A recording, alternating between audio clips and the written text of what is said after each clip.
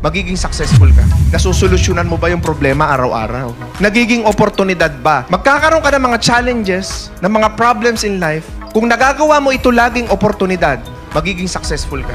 For example, pagdating sa physical fitness, mataba ka, problema. Mataas ang blood sugar mo, problema. Lahat na lang, nasa borderline ka na. Pag napagtagumpayan mo, naging physically fit ka, you become healthy. Is that success? Maraming taong hindi naniniwala sa negosyo mo. Paano mo susolusyonan lahat yan? Masusolusyonan mo lang yan kung meron kang tinatawag natin na courage, kung lalakasan mo yung loob mo. And if you will take that risk sa buhay mo, na i-give up mo, kahit mga mahal mo sa buhay, na i-give up mo yung oras mo sa mga bisyo mo, magsasacrifice ka ng mga kaibigan mo para lang matupad yung mga pangarap mo, matuto ka sa negosyo, mas maging mas matalino kang tao, at pag naabot mo na yung pagiging magaling at pagiging matalino, alam mo na ngayon kung paano kumuha ng mga customer, lumalakas na unti-unti yung negosyo mo.